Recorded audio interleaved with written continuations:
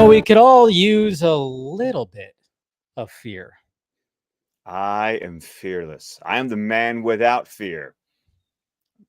Are you really, though? No, I'm not a lawyer in Hell's Kitchen, so no. Ah! That's right. Crossover! He went Daredevil, everybody. That's what he went. What's happening, everybody? We are finally talking about Never Fear because I don't know how many times I brought up this You episode. have brought this episode up so many times. Yeah, I know. I think it's just because it stuck out in my brain so much because I just thought like the concept was just, I don't know, there's something cool about the concept. And Scarecrow always was very awesome when it comes to his appearances in this animated world. And I don't know, I think it just stuck out. And I don't know, we're gonna dive into it, but yeah, I've been pretty excited for this episode. And I am excited because for the first time in a while, I've got some notes. Ooh, you got notes. I got notes. I like notes. All right. Well, that's good. But yes, guys, welcome to DC Fan-imated. Of course, Dave the Film Junkie. And we got Scott McClellan right here who has notes. It's going to be your new, got to get a drop of that. Notes. It's like, now it's just between, props and notes. Yes, I have notes. And I like Jose said here, Batman almost killed, not my Batman. Yeah, I mean, that's pretty funny because, I think that's one of the things that I do like about this episode is the fact that Batman gets a little tested here with something. And, with this Never Fear toxin that he thinks he's in control of. And that's what I think I really always stuck out when it came to this Batman episode. Well, it was interesting. This is one of those episodes that I can distinctly remember when I watched it. I was actually at my grandparents' house. Nice. Because this was one of those, I didn't catch it on my local WB affiliate. I think I caught on TBS, at my grandparents' house because I could catch the new Batman Superman adventures. Mhm. And yeah, I remember being in the living room of Grandma, me, and Granddaddy, and watching this episode. So it's weird. That's one of those kind of like the other episodes we talked about where it's I can remember being in that motel room.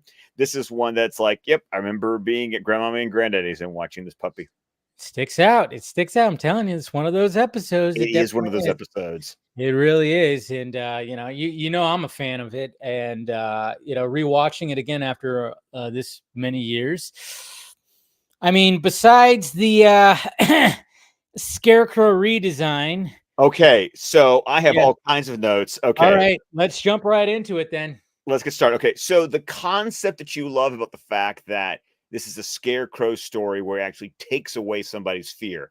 It is actually based on a concept from the comics. Oh, okay. Yes, Detective Comics number 571, written by classic Batman writer Mike W. Barr and drawn by a classic Batman artist, Alan Davis. If you're a Batman comic fan, those two names should ring bells.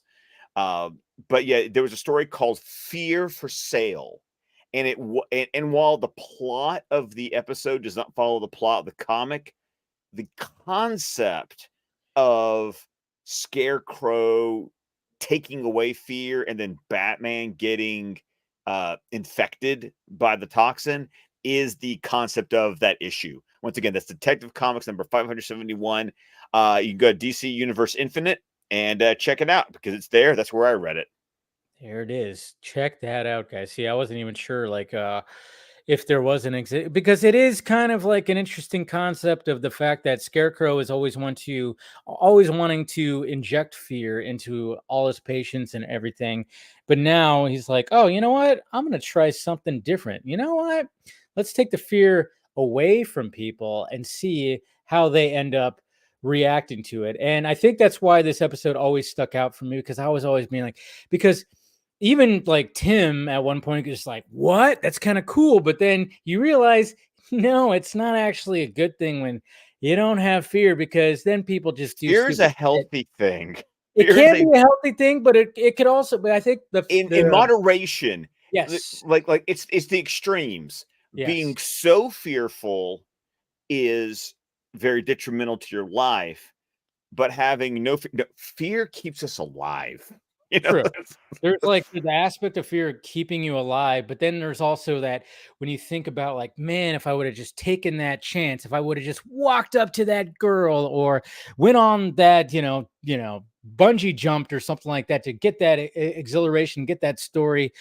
Sometimes we have those kind of, like, almost a little bit like regrets because we have that fear, so you could think about it right there, but then what I like is the fact that we see both sides of that. It's just not a good thing. Then that's why when we get this tagline of like we need a little fear because or else society would go to shit. yes. Go to shit. Okay. Now you were talking about the Scarecrow redesign because this is Yeah, our first time seeing the new Scarecrow for the new Batman adventures. All right. exactly. So the idea behind the redesign was they wanted to make Scarecrow scary. He does look pretty freaky. He does look pretty freaky. And I love that there's a story behind that look. Okay, so here's a story that comes from Ty Templeton. Now, Ty Templeton, if you're unaware, was the almost exclusive writer, no, sorry, not writer, artist of the Batman Adventures comic book tie-in. Okay. So all those animated series based comics, Ty Templeton was there from the beginning. To this day, even when they did the Adventures Continued, he was still there. So this is what he said, and I'm gonna read this. The new Batman Adventures redesign of the Scarecrow was going to be connected to a new episode in which he was badly disfigured. In this story, he would have received chemical burns from a new fear toxin concoction, which quite literally blew up in his face and which he would have blamed Batgirl for. His Ooh. noose would have been the result of him having been sentenced to execution by hanging for multiple murders in a different state than that which Gotham is found in. He survived due to the rope snapping, but it left him falsely believing he was undead. Ooh. Okay. Well, that makes sense with the redesign. If he was disfigured and the rope thing was like a reminder of what was supposed to happen to him. I mean, it's not a terrible design. It's just like It's it, creepy as it's fuck. it's I mean, very creepy. But and we keep on talking about the new designs, and this is not. I mean, last week we were talking about Catwoman's design and how it was a little weird that her face is like full on white, even though when she's Selena Kyle, it's got some pigment to it. I don't know. With this design, it's like it worked. I mean, is it? It's not. Is it the same voice actor? no, that was another thing. Yeah. Okay, so this was a cool trivia fact I found out. Scarecrow is one of three villains who got a new voice Okay. in the new Batman adventures. All the rest of them retained the same voice actors. Okay. So when we talk about classic Scarecrow from the OG Batman the Animated Series era, those original 85, that was Michael Pollock II. Okay. This actor is very recognizable to many people because it's Jeffrey Combs. That sounds familiar. Well, he was the star of the Reanimator film series. Ah, there it is. He's funny too. I just saw something come across my feed with him. It was Yeah. another movie that he was in back in the 80s when it came to those types of movies. It wasn't a Reanimator, but they talked about him being like, "Oh yeah, star of the Reanimator." It was something else or something. But Well, yeah, that's for pretty funny. me, I recognized him mainly because he became, starting about the end of season 3, he became a recurring character on Star Trek Deep Space Nine Hmm. and was a great Waylu. And he was a great character, but he also then showed up later on Star Trek Enterprise. So I knew him because being kind of a Trekkie growing up. And I've never seen the Reanimator movies, but I know that he's like this massive icon in like B movie horror. Oh, And big that's time. and that's why they cast him as Scarecrow. They wanted him to bring that sort of pedigree of those old horror movies because to give that voice because Pollock's voice, that sort of very sort of British, professor-y voice Yeah. would not have worked for this redesign. So No. So they changed voice actors to fit the redesign. No, that makes sense. And I had to double check. I was like Jeffrey Combs. I think I know him from a movie called From Beyond, an '80s horror movie that scared the shit out of me as a kid, but I couldn't get enough of it. It's like one of those things. Again, you don't want to talk about fear. That movie, I don't know if you've seen it. Have you seen From Beyond? I have not. Oh man, it's just about it's another one of those. Hey, I'm a scientist and I'm in this house and in the attic. I create this machine that's supposed to open up a doorway, and guess what? Guess what? It opens up doorway, fucks up my boss, turns him into a crazy little creature, and we start seeing the creatures that are all around us that we don't know are there, and blah blah blah. And of course there's a woman involved, and and he gets a little effed up. It's a fucking freaky movie. And I was like, that was Jeffrey Combs, right? And sure enough, yeah, because I'd seen The Reanimator, but I never was big on that. But from Beyond, it was always one of those movies that I was like, I remember watching as a kid, freaked me out, and then watching it as a teenager and being like, revisiting him, like, yeah, this movie's freaky and cheesy stuff like that. I do want to, however, I forgot to mention off the top, and I see him in the chat, Mr. Fear Our executive Jason, producer. our executive producer for tonight's DC fan-imated stream. Of course, you are the executive producer of all the streams this week, so thank you, Fear Jason, for being a supporter and always being there, hanging out with us right there. Always good to see you. There's our executive producer right there. All right, good to see you, Jason. Nice guy too. We met him last year at Full Circle. Yeah, And I bought him Duncan.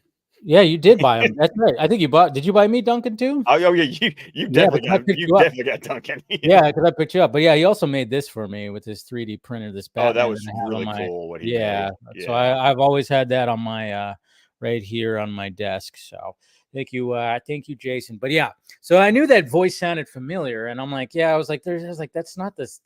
It can't be the same voice. It is kind of funny though too when you think about it, because remember we talked about how the first appearance of Scarecrow, he had that balloon head, and then they changed it even there. Like they changed it when we saw him again to a better design, and that was cool. And yeah, this one, like I said, I dig it, but man, they just went hardcore horror.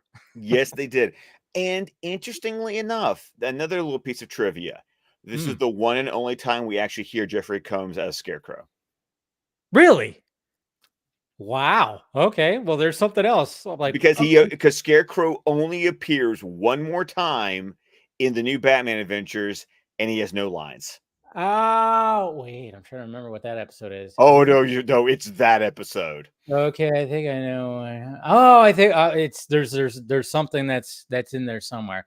Anyway, there is something. The way you talk about Never Fear, okay, is the way that I talk about the next episode that he appears in. Okay. Interesting. All right. But yeah, so we start off with just people just hanging out, just in the city, and we see somebody swinging by, and they do that thing where it's like, oh my God, somebody's swinging by. Oh, it's got to be Batman. It's got to be Batman. But you could tell by the silhouette, that ain't Batman. That ain't Batman. They also do that thing where that rope just seems to keep on going. And it's just like, what is that attached to? I know. It's like, what is that? I mean, is that moving? Is that attached to a helicopter? What's going on? It's just, I do. It happens with Spider-Man sometimes. Yeah. It happens with Batman. Yeah. All the time. Because you're like, you need to be firing that grappling gun like a few more times to be able to swing as much. It actually happens in this episode too, where they literally almost do like a 90-degree turn. I'm like, how did that happen? Yeah. You just accept it. Superhero logic. That's what we always have to deal with, but it's fine. And naturally, of course, we don't. And then, of course, luckily, Batman and Robin are, already like on the rooftops right here. So they go and check it out. And yeah, this is just some dude, chunky dude, balding, and just kind of like going, I'm doing this, I'm doing that. And it's just like, all right, well, this is interesting. But then, well, another thing too, when it comes to the animated world, is like, he runs into like a neon sign, falls, but hey, he's got that grip strength that Batman does, because he just grabs onto a ledge like it's nothing. No, no, no. I see that belly on you, boy. You ain't holding on to yourself. If Batman can do that, you ain't gonna be able to do that. I'm Yeah. sorry. It was just kind of funny. I was like, oh my God. He just like falls and then just grabs onto that ledge like it's, I mean, of course he makes the sound of like, but come on. Yeah. Oh, my shoulder's just been dislocated. Yes. I just got the wind knocked out of me because my gut just full on hit the side of this building and now I'm going to fall. Yeah. There's no way. But, you can't have him fall, right? He's got to live. And then I do like the fact that Batman and Robin, because part of the arm that's falling off this neon sign is falling. So they do like this crisscross thing with their grappling hooks and the rope. So then they prevent it from falling on people. I thought that was a cool, I it's a like the cool little sequence. teamwork. Yes. Because, by the way, have you realized that we haven't seen Tim Drake Robin since Sins of the Father? Yeah. This is like their second time seeing him in Yeah. Oh, costume. third time technically, if you Yeah. count Holiday Nights. True. That's right. He was in that where he Yeah. just like randomly appeared and we're like, Who the hell is this? that's right. But we're like, okay, he's in Gordon's. What the fuck? I mean, it's like, I mean, if you didn't know, you just kind of went, did Dick Grayson get younger? Like, you're just like, what the fuck? Yeah, but yeah, this actually is like, yeah, we haven't seen him in a bit, so And it's a good Tim episode it really too. is, really is. It's a great Tim episode. You get a lot of dynamic between him. We get a lot of the relationship between Bruce and Tim in this. I mean, we got it before, sure, when they first when we get the backstory, but I think just like we're kind of catching up on where they're at right now, and Yes. and this shows right here, like I said, the teamwork. To see the teamwork of them preventing this thing from falling was pretty damn awesome. Yeah. So that was great. And then I just, and of course, you got the one guy in the crowd who just is like, Come on. Yeah. You always get that. You always get those guys in the crowd who always just like, oh, that didn't go the way I wanted. Let's get out of here, guys. Yeah, who's wearing a freaking white suit? I Yeah, mean, way to stick out. seriously, dude. It's so funny.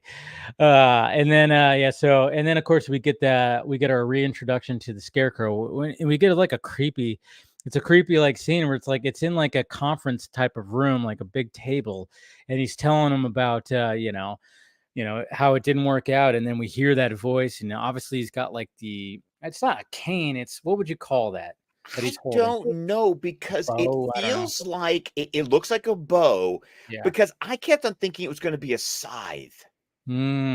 Yeah, but it's like, what exactly? Why does he have that? Is that how? I don't know.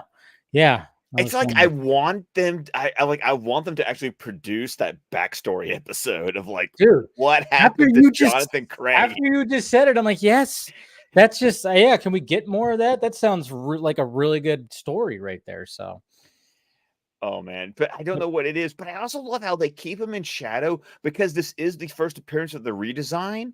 It's like, well, we don't know what Scarecrow looks like now.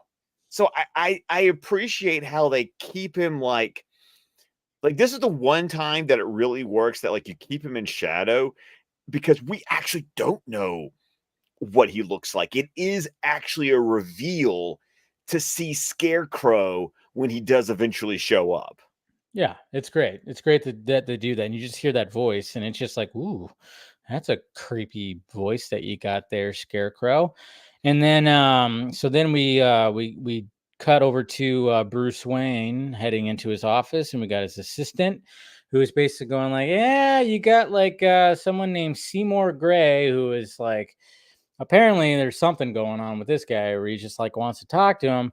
And he's just like, all right. And then of course we have Tim, and I love that how Tim's in his office, and Tim is doing some crazy fucking balance Handstands. I mean, just like handstand on the back of of a chair. and spinning around while doing it. And it looks funny as hell when you see it. And it's, it's pretty funny. And then we find out, and he's like, what, you forget it's summer vacation. So it's like, oh, now Tim's out of school. So now what is Tim going to do? He gets to be Robin a little bit more. A little bit more. I do have love it when Bruce is like playing hooky. He's like, it's summer vacation. Did you forget? Wait, who am I talking to? It's Yeah, just, I exactly. love Tim just being like, Again, this is what's great about their dynamic. It's like, oh yeah, it's like, well, hey, we got Dick as a college student, so he was a yeah, little bit more mature, but he was sarcastic. We never got to we never got to see Dick be the smartass kid. yeah, So we get Tim getting to be the smartass kid. and it's great. Gotta So love it. good. And then, of course, he's asking him about the guy that they got, and turns out the guy had a fear of heights that they rescued from. So Swinging across the city. Hmm. yeah, so he's got a fear of heights. So then you start going, oh, something interesting's happened here. And then, of course, Mr. Seymour Gray, who looks pretty similar to that guy that was swinging around.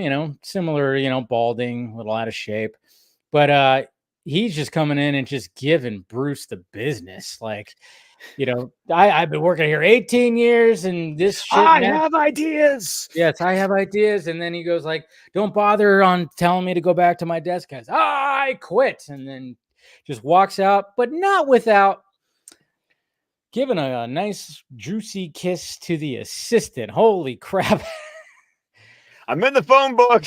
Yeah. I love that. So As naturally, if you're like security is keeping up with escorting the him out. story, yeah, naturally, if you're keeping up with the story, you're going, all right, is this guy the same? Is this guy doing the same shit as the other guy? Because this is a little weird. It's a little weird that this guy's doing this. And sure enough, it's like, you start scratching, you start rubbing your chin and going, Okay, I got a question though. Okay, so okay. Bruce spots his wallet.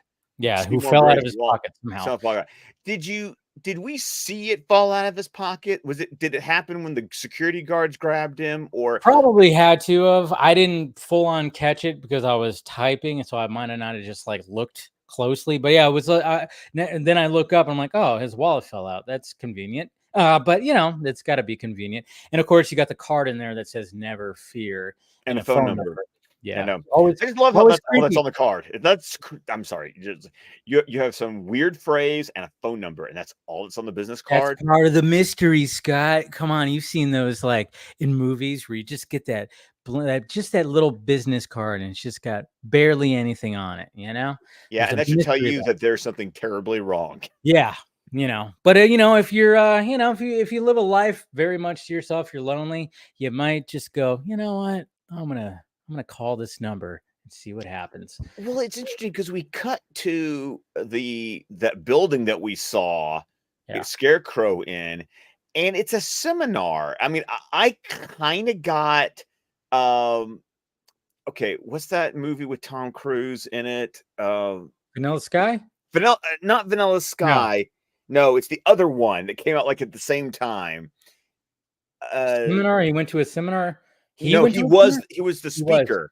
Oh, Magnolia. Magnolia, Yeah, yes, yeah, Magnolia. yeah, Yeah, that Magnolia, where he played yeah, kind of similar to that, huh? A little bit. That yeah, where you well, getting the you vibe?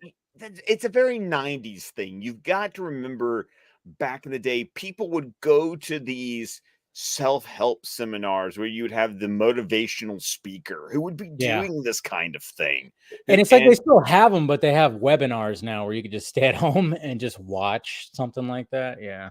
Yeah, you don't go to these giant auditoriums or Yeah. these conference rooms and like convention centers, and you see the guy standing up with the microphone. I mean, it does feel like such a 90s Oh, thing though. it is a 90s thing. Definitely is. And I love how Bruce is just like his disguise is just Oh, like it's matches. The I mean, return it of is matches. it's matches because it's the old, but he's still wearing the Bruce Wayne suit. Like, Exactly. It's like, dude, you're not really who are you fooling here? Because you you put got on the sunglasses and the pencil mustache, but you didn't change the the suit. rest of you to be Yeah. matches. I was just kind of like, yeah, you didn't really go far when it came to bringing back this disguise here, Bruce. But hey, it's fine.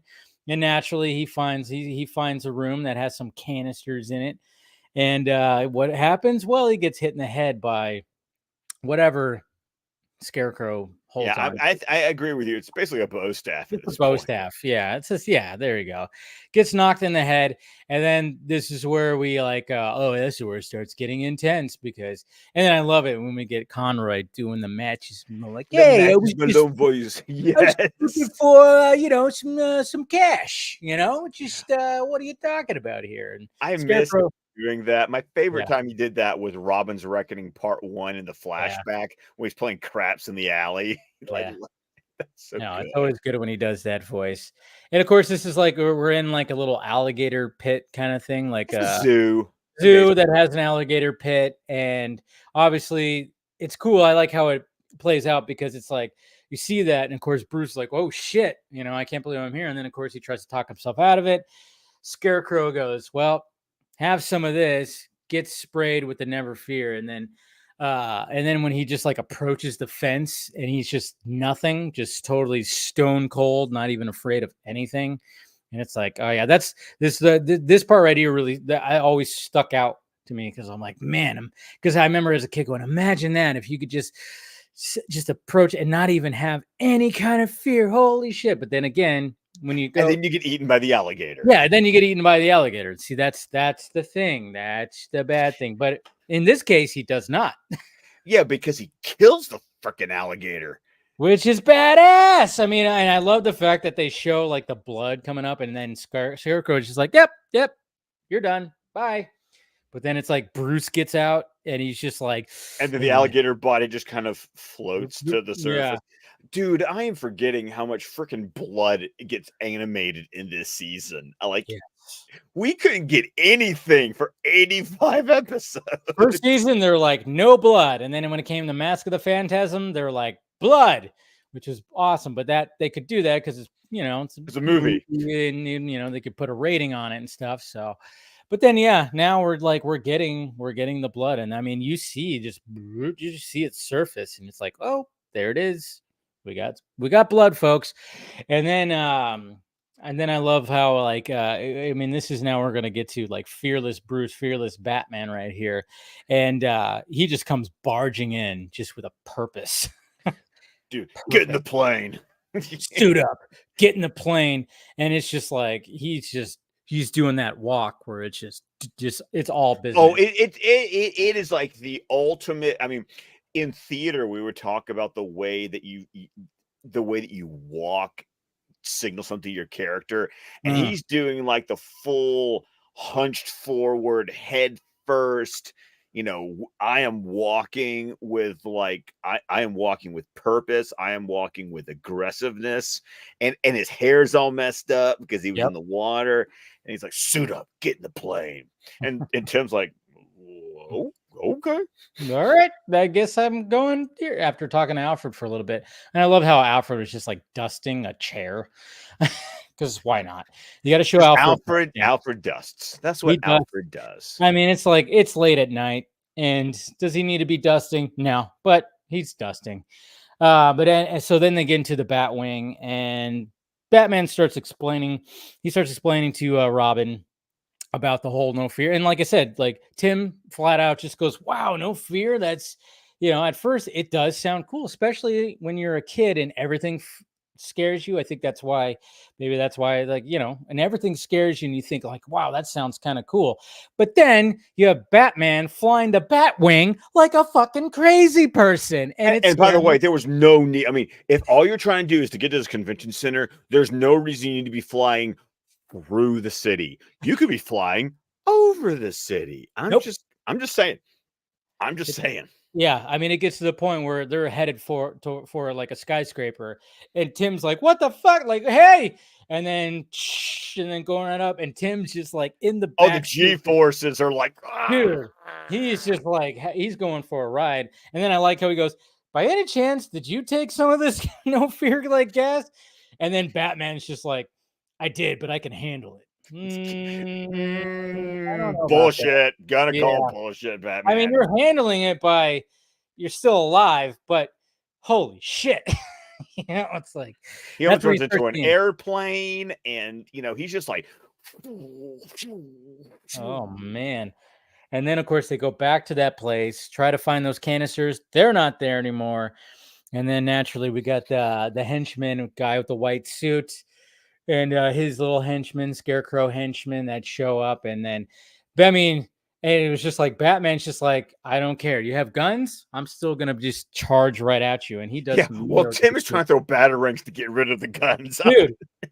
I mean, he yells it. He's like, Batman, like, what are you doing? And he does dodge, which is good, but luckily, Tim was there with some batarangs to help out because, or else, geez, one of those bullets. Yeah, that was pretty, I mean, but again, he's got no fear right now. So he does some Neo type shit, Yeah, dodging he does bullets. some Neo type shit, and then I love it when Tim knocks out the last guy's gun, and the motivational speaker guy is like, "Get the gun," and the other guy's like, "Fuck this!" And just It's runs just like, the I'm other out. way. I'm out. I'm out of here.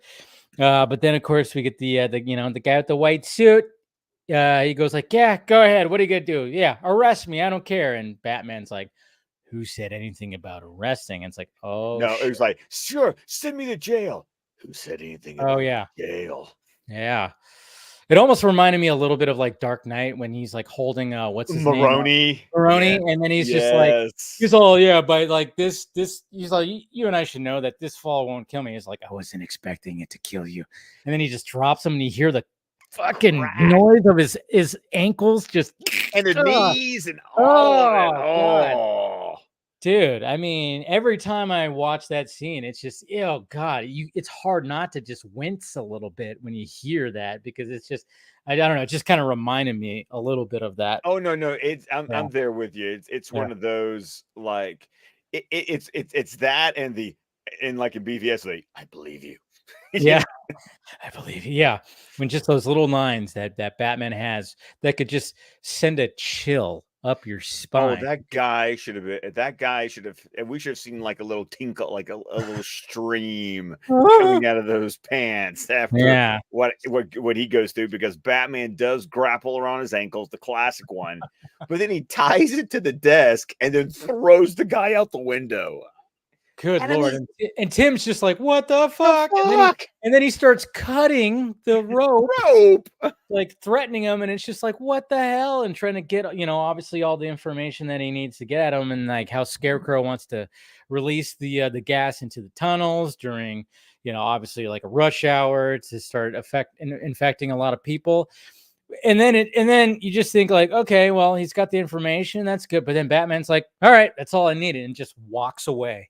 And then Tim's left, and I'm like going, I mean, I know Tim's strong. I don't know if I'm he's sorry, Tim could not hold a full he's ass still grown a man. little guy. He's still a little He's still a guy. This little guy's a guy. full grown, like probably 227-pound dude.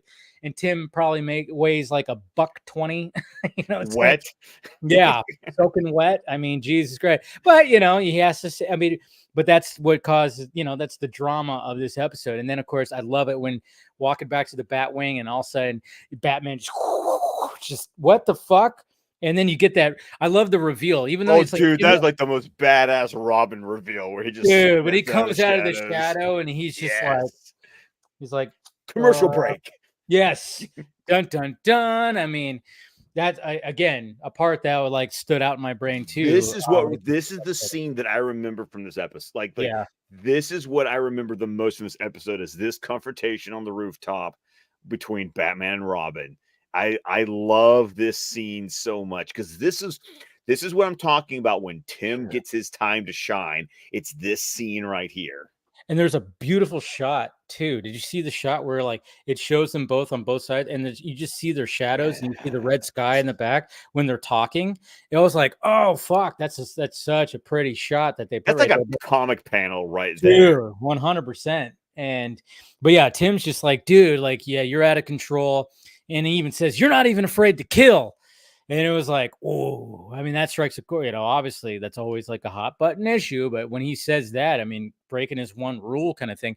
And I like how Batman is trying to talk his way out of it, like Yeah. so hard, but it's not working. But it's Obviously. also so Batman, because Batman can self-rationalize anything. Let's Yeah, be he could. honest. Yeah, I mean, he's basically saying like, "Hey, I know Scarecrow. I'll help you. You can lead this." I mean, he's basically gaslighting, him Oh, just like, oh yeah, totally. totally get, and it's too cool too because I love how Robin just like goes, he just immediately goes for the utility belt, like, nope, I will take that because I know, yeah, if I just leave you with that, guess what? I know you have some goodies in there that's just going to automatically get you out of this situation. But yeah, and then I love how Batman just gets so pissed. He's like, "Let me go, you little." It's like, say it, little shit, you little shit. I was surprised that the line kind of stopped, and I was Yeah, like, "Oh, they didn't put anything in there." yeah. But I love it when when Batman starts gaslighting him. Robin starts to walk to him, and then he stops and goes, "You almost had me," and he walks away, and then Batman just loses his Loses it. shit. Yeah, let me go, you little. Yeah, good stuff. And then yeah, so then we get to the subway, and Robin of course shows up and does his, I mean, the good thing about Robin being a small dude, he could move pretty quickly and pretty swiftly, I will Oh, say. definitely. Yeah, and that's what's good about Tim. And then we get Scarecrow recording like a message, doing that villain thing where, recording a message for the people to let him know what the hell he's doing. And it's creepy with that voice and that look and everything. My Well, he's God. also telling the mayor, "Here's how much Yeah. I want to make sure that Doing this." the ransom. Yes. Yeah, the ransom. We're gonna ransom the city. I mean, classic Batman villainy. So Yeah. hey, Gotta do it's it. a classic. We go for it. I understand. Yeah, exactly. So he does that, and then of course Robin starts taking him out. He does a good job of taking him out, but it's like, dude, don't put your back to this because there's going to be other guys right there. And of course, he gets one of those like kind of thing, right? Isn't that what the guy with the one of the guys does? He just like knocks him with like two. The two-hand thing. I think he Yeah, does do the two-hand thing. yeah, right to You the know, back of the neck. That just yeah, yeah. that then in movies always like just knocks you out cold. Yeah, Like it's like a perfect shot right to the back of the it's head, the I Volk guess. neck pinch of action movies. Pretty Is the much, because when you see that coming down, you're gonna get hit like right in that sweet spot, like where I guess you could say it is kind of yeah, you're right, because it is kind of where the neck meets the head, but it's back here as opposed to like I always remember Spaceballs with the, the Vulcan net pick. Remember when the guy explains it to the yes, North yes. Star? He's all, "What the hell are you doing?" He's all, "The Vulcan neck pinch." He's all, "No, no, no, stupid. You gotta, You you're do way it too right far up. here. You gotta hit to where the neck meets the shoulder, like this." Yeah. Yeah. It just always stood out to me. So when you said that, I just automatically thought Spaceballs. Of course you were to Oh, Spaceballs. oh, of Yeah. course. So then, of course, yeah, knocks him out, and then this is where we're gonna start like getting Oh, this is into. where the clip begins? It's where the clip begins because Batman shows up, and then of course, whoop, there we go, and then we're gonna start. Yeah, let's start watching it right here I because was curious, however, where did Batman get his utility? Like, where did Tim leave the utility belt that who Batman knows? It's one of those 20, like you said, 22 minutes, right? 22 minutes? Yeah. Here we go. He sees the canister. I love it. Kick it right to his gut, and then he's just throw you out. Luckily, he survived. You know, that guy had a German accent, though, anyway. So, Right? now the two of us. I want to love whoever the voice actor was who saw the blonde henchman and went, he needs a German accent. Of course, right? Look at that. Dude, I love the look at that. music too. That Shirley, man. yeah, man. I Don't tell do you. it! Yeah.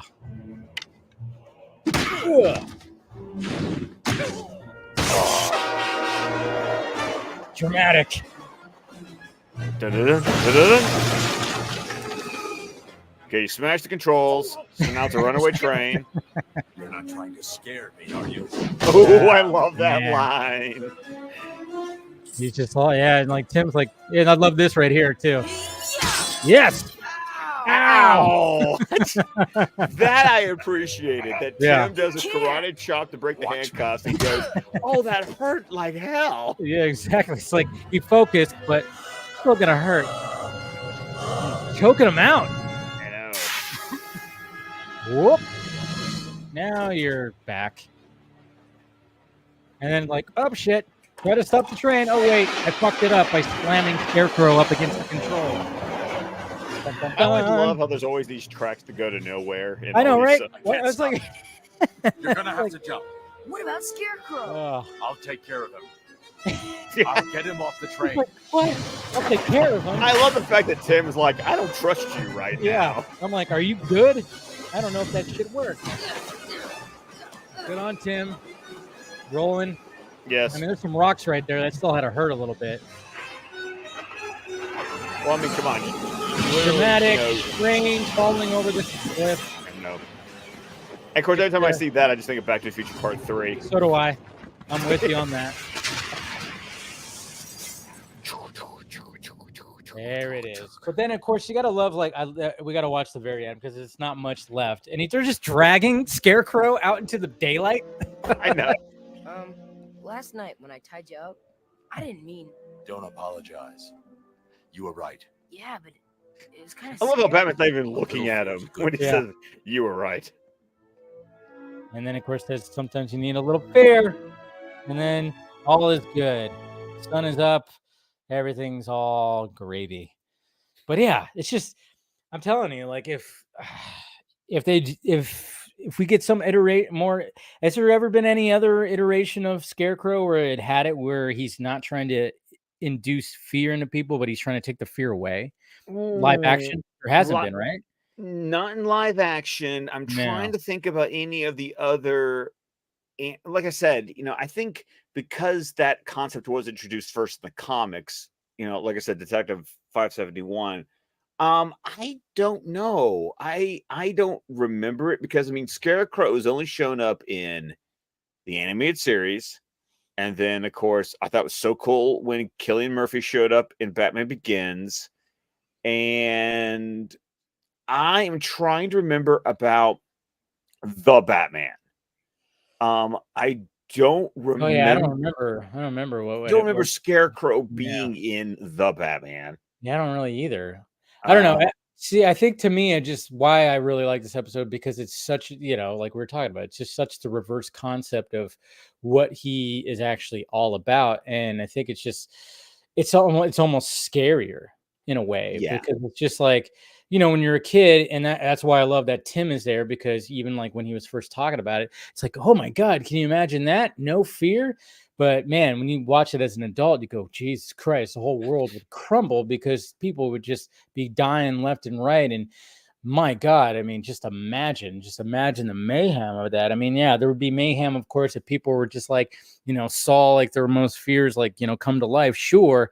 But there's just something, just like an added level of just chaos that this would actually cause. Yeah, it reminds me a little bit of some concepts I've seen in other sci-fi thriller things, like the idea that when you have no pain. Yeah, I think the two are very connected. The idea of living with no pain and living with no fear, when both things biologically pain keeps us alive, fear keeps us alive. As long as it's within moderation. Yeah, man. I don't know. Great episode. Glad we talked about it. Yes, there's some cheesiness involved, some things where you got to suspend some disbelief, but overall, it's a cartoon. It's a cartoon, guys, and it's superheroes, and it's a good story. The only thing I wish is maybe it blows right by too. There's no ounce of fat, I don't think, on this episode. Oh no, not at all. It doesn't feel rushed either. Okay, let's talk about that. There's not an ounce of fat on it, but it also isn't rushed. Like if we talk about the 22, we joke about the 22 minutes, but this is an episode. Stan Berkowitz wrote this episode, and I'm like, it uses the 22 minutes to perfection. It really does. It really does. The reintroduction of Scarecrow, the shot of Tim tying up Batman, all the stuff. It just flows very nicely. With the concept and everything, I could totally watch a total like hour and 15-minute movie based on the concept. Sure. But I am satisfied with how this episode plays out. It's got the cliche again when it comes to like, hey, Scarecrow going to release it to the people through the subway. And then we have this dramatic ending with a train crash. But it kind of reminds me of Dreams in Darkness when he wants to poison the water supply under Arkham. Yeah, does have that. But I really, really love this episode. So I'm glad we finally got be able to talk about it after talking about it. So I know you kept on wanting it to be the next I was like, one. when is it? When is that coming? And I was like, God, that one just stuck out. But anyways, what do we got next week? Well, we're leaving Gotham and going to the fourth world Oh, because next week is going to be Apocalypse Now Part 1. Oh, there we go. We're getting into some hefty shit. Oh, When it comes dude. to the fourth world, I This remember is. some of this, right? Yeah. Oh, okay. Fun story. I'll repeat this for next week. Okay. But Apocalypse Part 1 and 2 was originally intended to be the season 2 finale of Superman the Animated Series. It makes sense. Yeah. Oh, no, it really makes Yeah, if sense. I remember correctly. Yep. Definitely makes sense. Cool. And then we're gonna be back normal time next Normal week. time next week. We're back on Wednesday. Today, this was a fluke. A fluke. It was a Yeah. fluke. But it works out because no Film Junkie Live tonight. And Yeah, hey, did you get to have dinner? I did. I did. I had dinner. So I'm good. I'm fed. So after this, I could just relax and, go to sleep. It works out. All right. So there you go. Join us next week for part 1 of Apocalypse Now, right? Yes. Now? Yes. Yes. Um, I love it. It's Apocalypse, like you spell it for the Yeah. fourth world. ... Now! Now. Exclamation mark. That's right. That's right. So join us next week on Wednesday at 8 p.m. Pacific time, 10 p.m. Central time. And that'll be a fun one to dive into, especially when it's a two-parter, or is it 3? It's a two-parter. Okay. Yeah. It's a two-parter, but I'm gonna love it because everything I knew about the history of the fourth world came from this episode. That's where I think that's probably where a lot of us got the introduction of the fourth world when it came to probably, well, we got introduced to so many things when it came to the animated universe. That's why we love it so much. And that's why we're doing DC Fan-imated when we're 40-year-old men. That's right. Yeah. All right. All right. So go ahead and plug away, Scott. Well, of course, you can find me on Twitter X at ScottDC27, on Instagram at McMerlin, and on Vero at Scott McClellan. You can find my podcast, the DC Squadcast, wherever podcasts can be found. We're on Vero, Facebook, and YouTube at squadcastmedia.com. There it is. All right. Smash that like, thumbs up. Thank you guys again. Thank you for your Jason for being an executive producer. And I'll see you guys tomorrow. Film Junkie Live at 6 p.m. Pacific time. We will see you guys next week for going to the fourth world. All right, guys. Talk to you later.